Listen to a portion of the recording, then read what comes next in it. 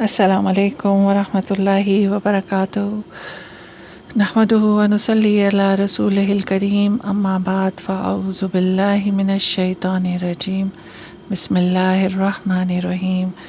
رب اشرح لی صدری ویسر لی امری واحلل عقدۃ من لسانی یفقہوا قولی۔ اللہم انی اسألک الہدی والتقی والعفاف والغنی۔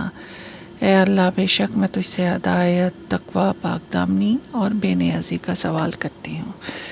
آمین۔ آیت نمبر 70 ہے سورہ آل عمران۔ فرمایا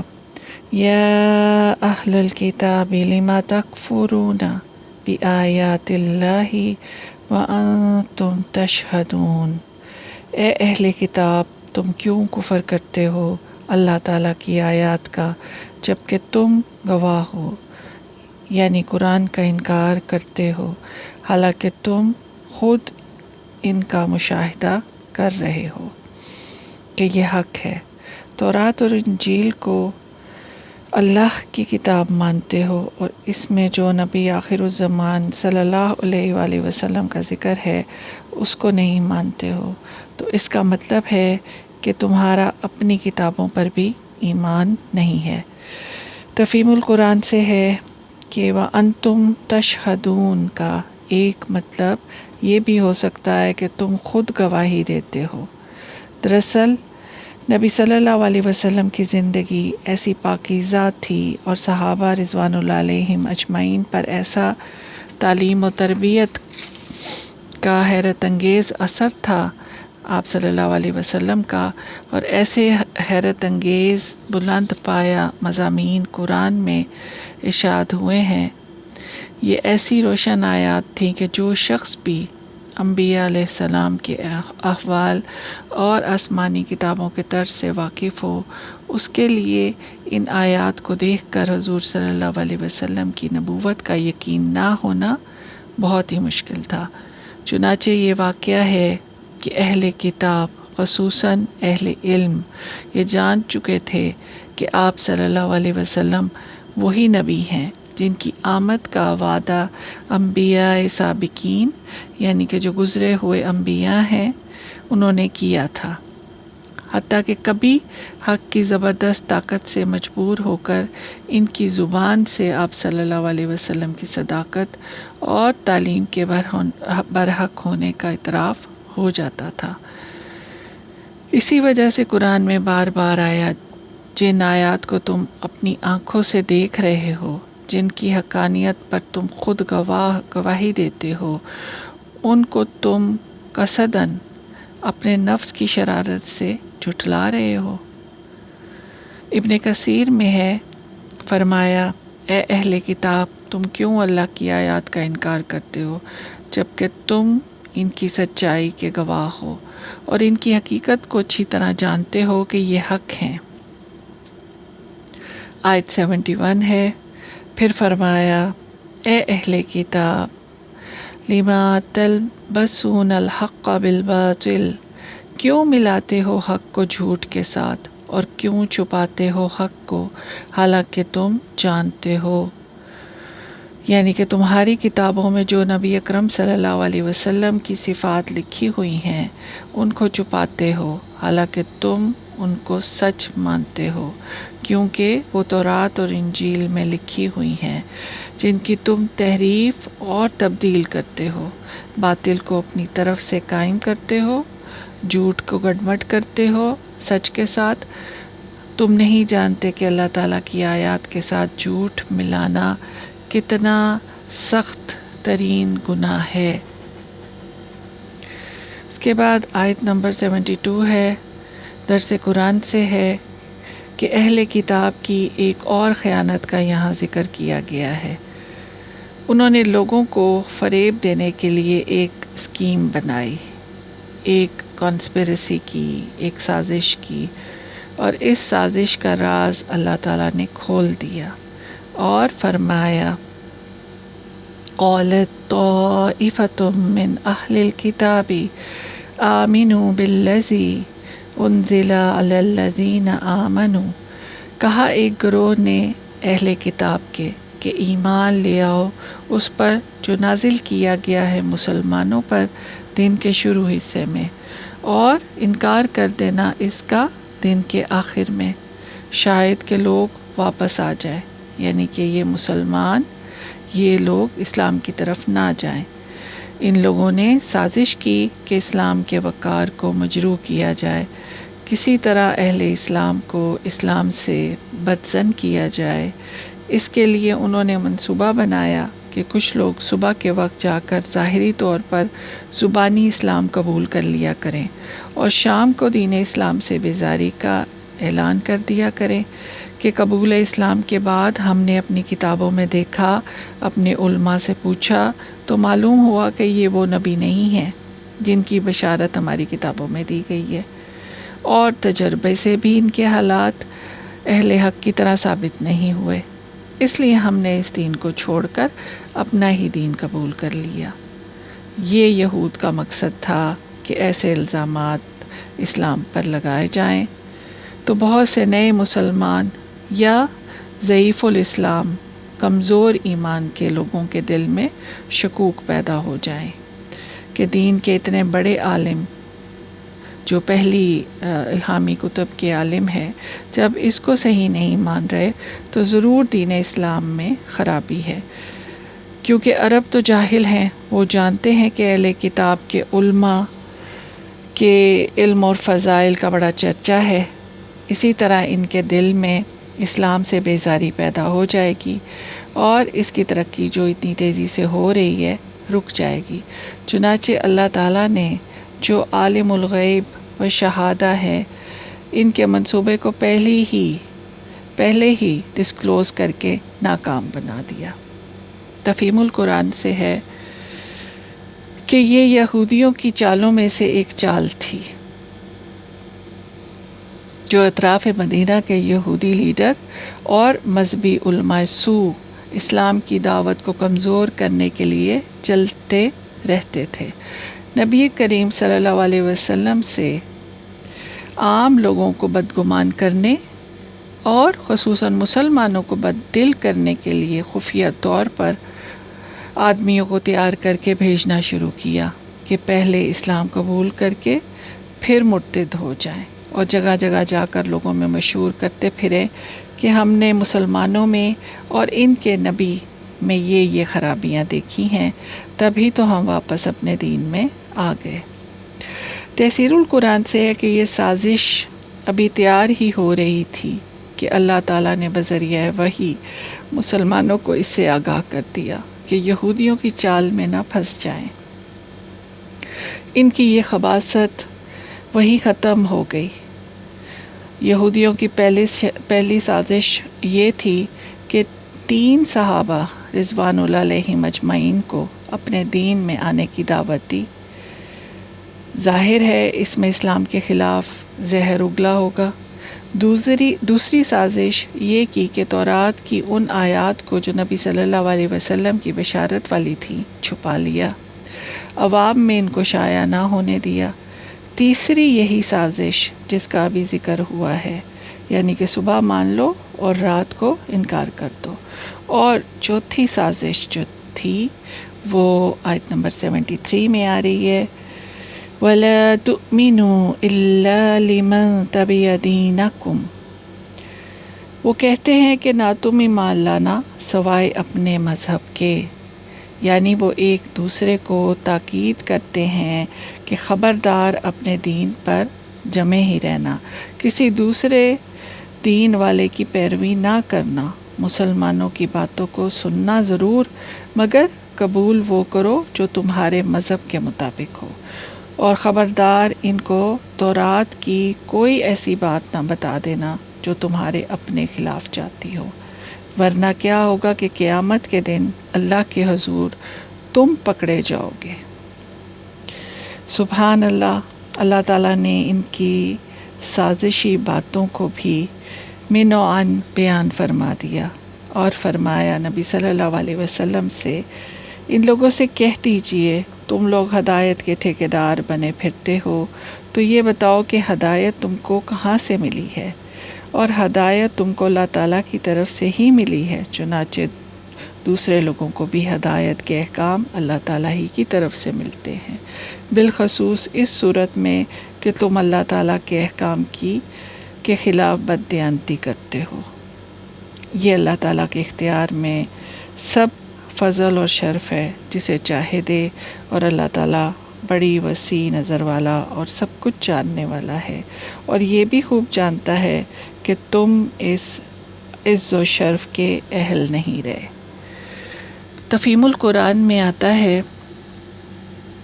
کہ یہاں پر یعنی ان طریقوں سے وہ بھٹکانے کی کوشش کرتے ہیں۔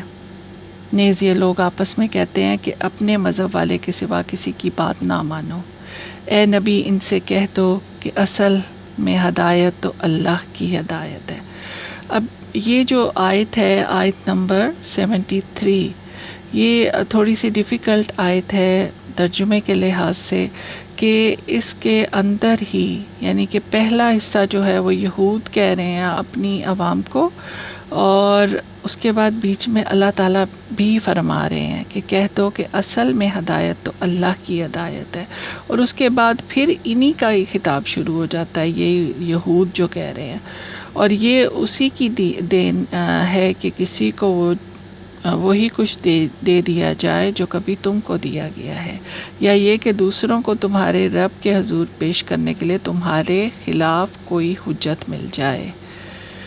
تو آگے پھر اللہ تعالیٰ فرما رہے ہیں اسی آیت کے اندر، اسی جملے کے بیچ میں، اے نبی صلی اللہ علیہ وسلم ان سے کہو کہ فضل اور شرف اللہ کے اختیار میں ہے، جسے چاہے عطا فرمائے۔ اب یہ جو ہے نا، اس کو کہتے ہیں جملہ معترضہ، اور قوسین بھی اسے کہتے ہیں، یعنی کہ یہ کیا ہوتا ہے کہ ذکر میں ذکر آ جانا، بات میں بات، اور اس کی ایک اور ڈیفینیشن آتی ہے، ایک اور تشریح آتی ہے کہ وہ زائد فکرہ جس کے دور کرنے سے مطلب نہ فوت ہوتا ہو، یعنی کہ مطلب اگر یہ نہ بھی ہو بیچ میں تو بھی جو مطلب ان کا ہے وہ چلتا رہتا ہے۔ اور انگلش میں اس کو کہتے ہیں پرینتھسس، یعنی کہ something said by the way, جیسے بائی دا وے آ جاتا ہے نا، کوئی بات کر رہے ہیں بائی دا وے تو پھر اس کو کریکٹ کر دیا خود سے، ٹھیک ہے۔ تو اسی طرح اللہ تعالیٰ جب وہ بول رہے تھے یہ باتیں تو بیچ میں اللہ تعالیٰ نے فرما دیا کہ اے نبی آپ ان سے کہہ دیں کہ اصل میں ہدایت تو اللہ کی ہدایت ہے، اور وہ جس کو چاہتا ہے وہ دیتا ہے، یہ تمہارے اختیار میں نہیں ہے کہ تم جیسے اپنے لوگوں کو منع کر رہے ہو کہ جو تمہیں دیا گیا ہے وہ کیسے کسی اور کو دیا جا سکتا ہے، تو یہ تم باتیں نہ کرو، کیونکہ تمہارے خلاف یہ آخرت میں اللہ کے سامنے حجت پیش کریں گے۔ تو اس کی نگیشن اللہ تعالیٰ فرما رہے ہیں، اور وہ اللہ تعالیٰ فرما رہے ہیں قُلْ إِنَّ الْفَضْلَ بِيَدِ اللَّهِ يُؤْتِيهِ مَن يَشَاءُ وَاللَّهُ وَاسِعٌ عَلِيمٌ۔ اے نبی صلی اللہ علیہ وسلم ان سے کہو کہ فضل اور شرف اللہ کے اختیار میں ہے، اللہ کے ہاتھ میں ہے، جسے چاہے عطا فرمائے، وہ وسیع نظر ہے اور سب کچھ جانتا ہے۔ اور اس میں یہ جو آ رہا ہے لفظ واسعون، اصل میں لفظ واسع استعمال ہوا ہے جو بالعموم قرآن میں 3 مواقع پر آیا کرتا ہے۔ یہ لفظ یعنی کہ قرآن میں 3 جگہوں پر آتا ہے۔ ایک وہ موقع ہے جہاں انسانوں کے کسی گروہ کی تنگ خیالی اور تنگ نظری کا ذکر آتا ہے، اور اسے اس حقیقت پر خبردار کرنے کی ضرورت پیش آتی ہے کہ اللہ تعالیٰ تمہاری طرح تنگ نظر نہیں ہے،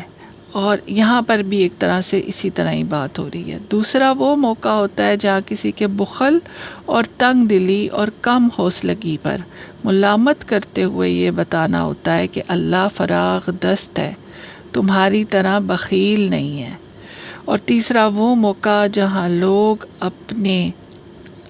محدود سوچ کے سبب سے اللہ کی طرف کسی قسم کی محدودیت منسوب کرتے ہیں، یعنی کہ دنیا کے بادشاہوں کی طرح ہر بات سن نہیں سکتے اللہ تعالیٰ، یا اللہ تعالیٰ بھی آرام فرما رہے ہیں، اور اس طرح کی وغیرہ وغیرہ بہت سی ایسی خود سے بنائی ہوئی باتیں، نعوذ باللہ۔ اور انہیں یہ بتانا ہوتا ہے کہ اللہ غیر محدود ہے، تو یہ سب ان کے منہ کی باتیں ہیں، یہ جو اپنے منہ سے کہتے ہیں۔ آیت نمبر 74 ہے، یہاں اللہ تعالیٰ نے فرمایا یختص برحمتہ من یشاء، وہ مخصوص کر لیتا ہے اپنی رحمت سے جس کو چاہتا ہے۔ بے شک ایک وقت تھا جب اللہ نے تم کو یعنی یہودیوں کو تمام جہانوں پر عز اور شرف بخشا تھا، لیکن تمہاری مسلسل فتنہ انگیزیوں اور بدعہدیوں کی وجہ سے اب اس قابل نہیں رہے ہو تم کہ اللہ تعالیٰ تمام امور کا مالک ہے، جس کو مناسب سمجھتا ہے اس کو یہ منتقل کر دیتا ہے جو بھی تمہیں ملا، اور جس کو مستحق سمجھتا ہے اس کو عزت و شرف عطا فرماتا ہے۔ وہ تم جیسا تنگ نظر نہیں ہے کہ جو جس کا اہل ہوتا ہے اللہ تعالیٰ اسی کو وہی منصب عطا فرماتا ہے۔ اس میں یہاں پر یہ جیسے میں نے آپ کو بتا دیا ہے کہ یہ کہاں کہاں واسے ان کا جو ہے لفظ استعمال ہوتا رہے گا۔ تعریف الفرقان سے ہے، یہ جو فرمایا ہے اللہ تعالیٰ خاص کرتا ہے اپنی رحمت سے جس کو چاہتا ہے، وہ بڑے فضل والا ہے۔ خطاب ہے اب اہل کتاب سے کہ تمہارا دین حنیف ہونے کا دعویٰ قطعاً بے بنیاد ہے، بے شک تمہارے اجداد کو افضل امت بنایا گیا تھا۔ وہ جہالت کے زمانے میں جب بت پرستی میں لوگ ڈوبے ہوئے تھے، وہ خدائے واحد کی پرستار قوم تھی، لیکن وہ دور گزر گیا، پھر بعد کے لوگوں نے دین سے انحراف کیا، اس لیے تم سے تمہارے اجداد کا منصب چھین لیا گیا، تم لوگ بے دین ہو گئے ہو، اس لیے ذلیل ہو گئے ہو۔ اب اللہ کے دین کی امین اور داعی جو قوم ہے وہ ہے جو اللہ کے واحد ہونے پر، محمد صلی اللہ علیہ وآلہ وسلم کے آخری نبی ہونے پر، اس کی کتاب کو سچا ماننے پر ایمان لانے والی ہے، اور جسے امت وسط بنا دیا گیا ہے۔ جو تمہارے خلاف گواہ ہے تمہارے اس انکار کو، وہ بطور دلیل بطور حجت تمہارے خلاف اپنے رب کے حضور پیش کرے گی، جو تمہارا بھی رب ہے اور ان کا بھی۔ آیت نمبر 75 ہے، یہاں فرمایا وَمِنْ أَهْلِ الْكِتَابِ، اور اہل کتاب میں ایک گروہ ہے کہ تم امانت رکھو اس کے پاس، مال اور زر کا ڈھیر ہو تو وہ لوٹا دے گا پورا تمہاری طرف، اور وہ بھی ہے کہ اگر اس کے پاس 1 دینار امانت رکھو تو وہ واپس نہیں کرے گا جب تک تم اس کے سر پر نہ کھڑے رہو۔ یہ اس وجہ سے کہ وہ کہتے ہیں کہ امیوں کے مال پر ہماری پکڑ نہیں ہے، اور وہ جان بوجھ کر اللہ تعالیٰ پر جھوٹ باندھتے ہیں۔ یہاں ذکر اہل کتاب کا ہے جو بنی اسرائیل کے یہود اور نصارہ دونوں کے لیے ہے، لیکن یہاں مراد یہودی ہیں جو پشت در پشت حب دنیا میں یعنی دنیا کی محبت میں مبتلا چلے آ رہے ہیں۔ جتنے بھی انبیاء علیہ السلام آتے رہے وہ اس قوم کو دنیا کی محبت پر نصیحت اور ملامت کرتے رہے، انہیں منع کرتے رہے کہ اس دنیا کی محبت میں گرفتار نہ ہونا، انہیں سود خوری اور بے ایمانی پر سخت ترین عذاب کی وعید دیتے رہے۔ تفہیم القرآن سے ہے کہ یہ محض یہودی عوام کا جاہلانہ خیال ہی نہ تھا، بلکہ یہ ان کی مذہبی تعلیم بھی ہے۔ ان کے بڑے بڑے مذہبی پیشواؤں کے احکام ایسے ہی ہیں۔ بائبل میں قرض اور سود کے احکام میں اسرائیلی اور غیر اسرائیلی کے درمیان صاف فرق ہے۔ تلمود میں کہا گیا ہے کہ اگر اسرائیلی بیل کسی غیر اسرائیلی بیل کو زخمی کر دے تو اس پر کوئی تاوان نہیں ہے، لیکن غیر اسرائیلی کا بیل اگر اسرائیلی کے بیل کو مار دے تو اس پر تاوان ہے، یعنی کہ جرمانہ ہے۔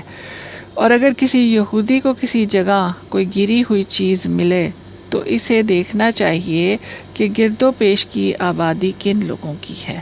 اگر اسرائیلیوں کی ہے، یہودیوں کی ہے، تو اس کو اعلان کرنا چاہیے کہ یہ چیز آ کے لے لیں، اور اگر غیر اسرائیلیوں کی ہے، یعنی کہ پھر اس میں جو بھی آتے ہیں، تو بلا اعلان وہ چیز اپنے پاس رکھ لینی چاہیے۔ ربی اسماعیل کہتا ہے کہ اگر امی اور اسرائیلی کا مقدمہ قاضی کے پاس آئے تو قاضی کو چاہیے کہ کسی طرح اپنے قانون کے مطابق اپنے اسرائیلی بھائی کو جتوا سکتا ہے تو اس کو جتوائے اور کہے کہ یہ ہمارا قانون ہے۔ اگر امیوں کے قانون کے تحت جتوا سکتا ہے تو اپنے بھائی کو جتوائے اور امی سے کہے یہ تمہارا ہی قانون ہے۔ اور اگر دونوں ہی قانون ساتھ نہ دیتے ہوں تو پھر کسی بھی ہیلے سے، کسی بھی چکر بازی سے اگر وہ اسرائیلی کو کامیاب کرا سکتا ہے تو کرائے، اور کہتا ہے کہ غیر اسرائیلی کی ہر غلطی سے فائدہ اٹھانا چاہیے۔ اب یہ دیکھیں کہ یہ کس کس طرح سے یہ چالاکیاں کرتے ہیں۔ سود کی حرمت ان کے دین میں بھی تھی، ان کی شریعت میں بھی تھی، لیکن انہوں نے دوسری قوموں سے، یعنی جو ان کی قوم سے باہر ہے، اس سے سود لینے کو برا نہیں سمجھا۔ درس قرآن سے ہے، ابن عباس رضی اللہ تعالیٰ عنہما کہتے ہیں جس اہل کتاب کی امانت کی تعریف کی گئی ہے وہ عبداللہ بن سلام رضی اللہ تعالیٰ عنہ ہیں، جو اسلام سے پہلے علماء یہود میں ہیں۔ کسی شخص نے ان کے پاس 1200 اوقیہ سونا امانت رکھا تھا۔ طلب کرنے پر انہوں نے پوری امانت واپس کر دی۔ یہ خوش معاملہ اور امین لوگ یہودیت سے بیزار ہو کر اسلام کے خلقہ بگوش ہو جاتے تھے۔ یعنی کہ یہ جو عبداللہ بن سلام تھے یہ پہلے یہودی تھے، لیکن جیسے ہی اسلام کی دعوت آپ صلی اللہ علیہ وسلم نے دی تو انہوں نے اسلام قبول کر لیا، اور یہ جب یہودی تھے تب بھی یہ بہت امانت دار تھے۔ اور جس دوسرے کا ذکر کیا گیا ہے اس سے مراد مخاذ بن آزورہ یہودی ہے۔ کسی قریش نے اس کے پاس 1 دینار امانت رکھا تو اس میں بھی اس نے خیانت کی، کیونکہ یہود کا کہنا ہے کہ جو ان کے دین کا مخالف ہے، مثلا اہل عرب کے قریش، تو ان کا مال چرا لینا، چھین لینا سب جائز ہے۔ ان کا مال کا غبن کرنا ہمارے لیے بالکل جائز ہے، اللہ تعالیٰ نے اسے ہمارے لیے حلال کر دیا گیا ہے، اور جو ان کے دین کا مخالف ہو وہ اس پر ظلم کرنے کو حلال سمجھتے ہیں۔ ایک روایت میں ہے کہ کچھ یہودیوں نے قریش سے کچھ مال خریدا اور قیمت قرض رہی۔ بیچنے والے بعد میں مسلمان ہو گئے اور انہوں نے اپنی قیمت کا تقاضا کیا تو یہودی کہنے لگے تم نے اپنا دین ترک کر دیا، یعنی تم نے چھوڑ دیا جب یہودیت کو، تو اب تمہارا ہم پر کچھ حق نہیں ہے۔ دین تبدیل کرنے والے کا ہم پر کوئی حق باقی نہیں رہتا۔ ہماری کتاب میں یہی حکم ہے، ہم اہل علم ہیں اور ساری دنیا جاہل ہے۔ ان کے اس دعوے کے جواب میں اللہ تعالیٰ نے فرمایا یہ لوگ اللہ تعالیٰ پر جھوٹ جوڑتے ہیں اور جانتے ہیں کہ دانستہ جھوٹ بول رہے ہیں۔ ابن کثیر سے ہے، ایک روایت ہے کہ ایک شخص نے ابن عباس رضی اللہ تعالیٰ عنہما سے پوچھا بعض دفعہ ہم کو میدان جنگ میں اہل ذمہ کے مال سے مرغی و بکری وغیرہ مل جاتی ہے، فرمایا اس کے بارے میں تم کیا کہتے ہو؟ اس نے کہا ہم کہتے ہیں اس میں کوئی حرج نہیں۔ تو انہوں نے فرمایا یہ تو وہی بات ہوئی جو اہل کتاب نے کہی تھی، لیس علینا فی الامیین سبیل۔ فرمایا جب وہ جزیہ ادا کرے تو ان کا مال ان کی رضامندی کے بغیر تمہارے لیے حلال نہیں ہے۔ یہ تفسیر عبدالرزاق میں آ رہا ہے، اور آپ یہ دیکھیں کہ یہ مسلمانوں کی تعلیمات ہیں کہ جب آپ جزیہ لے رہے ہو تو پھر کوئی بھی چیز ان کی آتی ہے امانتاً آئے یا کہیں سے مل جائے تو وہ تم پر حلال نہیں ہے۔ بیان السبحان سے ہے کہ سعید بن جریر رضی اللہ تعالیٰ عنہ کہتے ہیں جب یہودیوں کو کی یہ بات معلوم ہوئی کہ وہ کہتے ہیں کہ امیوں کے بارے میں ہم پر کوئی الزام نہیں، تو نبی صلی اللہ علیہ وسلم نے فرمایا دشمنان خدا جھوٹے ہیں، جاہلیت کی ہر چیز میرے قدموں کے نیچے پامال ہے۔ اور فرمایا زمانہ جاہلیت میں کسی نے کسی کے پاس کوئی امانت رکھی ہے تو وہ ادا کرنی ہوگی، خواہ ایک شخص کی ہو یا فاجر کی ہو، یعنی خواہ نیک شخص کی ہو یا فاجر کی ہو۔ ابن ابی حاتم اور یہ طبرانی سے آپ کو بتایا ہے۔ امانت میں خیانت کرنا حرام ہے، خواہ کافر کی ہو یا مسلم کی ہو، دوست کی ہو یا دشمن کی ہو، اس کی ادائیگی ہر حال میں جو ہے وہ کرنا پڑے گی۔ اللہ تعالیٰ پر جھوٹ باندھنا سخت بڑا جرم ہے۔ اور آیت نمبر 76 میں فرمایا بلا من اوفی بعہدہ واتقی فإن اللہ یحب المتقین، کیوں نہیں، بلکہ جو شخص اپنے اقرار کو پورا کرے اور اللہ سے ڈرے، یعنی فرمایا اے اہل کتاب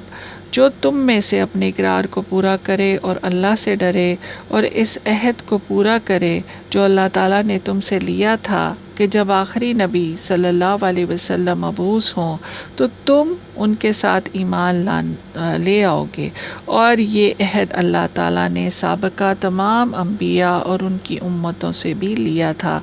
کہ جو اللہ تعالیٰ کی حرام کردہ چیزوں سے بچ جائے اور اس کی اطاعت کرے اور اس کی شریعت کی پیروی کرے، جس کے ساتھ اللہ تعالیٰ نے خاتم الرسل صلی اللہ علیہ وآلہ وسلم کو بھیجا، تو فرمایا فإن اللہ یحب المتقین، تو بے شک اللہ تعالیٰ متقین سے محبت کرتا ہے، یعنی متقین وہ ہیں جو اللہ تعالیٰ سے ڈرتے ہیں اور بچتے ہیں حرام سے، اور ہر کام میں اللہ تعالیٰ کی رضا کا خیال رکھتے ہیں، اولین اہمیت دیتے ہیں، پرائیورٹی ان کی یہی ہوتی ہے بس اللہ کی رضا۔ تفسیر القرآن سے ہے یہود کی خباثتیں اس وجہ سے ہیں کہ ان میں تقوی کا فقدان ہے، یعنی کمی ہے۔ یہ لوگ ایسے نڈر اور بے باک ہو گئے ہیں کہ اللہ تعالیٰ کے احکام بیان کرنے میں دیانت سے کام نہیں لیتے، اور نہ ہی اللہ تعالیٰ کے بندوں سے معاملات میں دیانت کرتے ہیں۔ ان کے دماغ میں ایک ہی چیز سمائی ہوئی ہے، وہ چونکہ انبیاء کی اولاد ہیں تو جو بھی کر لیں دوزخ کی آگ ان پر حرام ہے۔ اور اس زوم باطل نے وشفل تھنکنگ کی وجہ سے یہ غیر اسرائیلیوں کے ساتھ انتہائی سخت سلوک کرتے ہیں، جارحانہ سلوک کرتے ہیں۔ بس جو لوگ اللہ تعالیٰ کے معاملے میں کسی قسم کی بددیانتی اور خیانت نہیں کرتے اور نہ اللہ تعالیٰ کے بندوں سے ہیرا پھیری کرتے ہیں اور بلا خوف اسلام لے آتے ہیں، یہی متقین ہیں، اور بے شک اللہ تعالیٰ متقین سے محبت کرتا ہے، وہ ان کو پسند کرتا ہے۔ وآخر دعوانا ان الحمد للہ رب العالمین۔ سبحانک اللہم و بحمدک، اشہد ان لا الہ الا انت، نستغفرک و نتوب الیک۔ الہی آمین۔ السلام علیکم ورحمۃ اللہ وبرکاتہ۔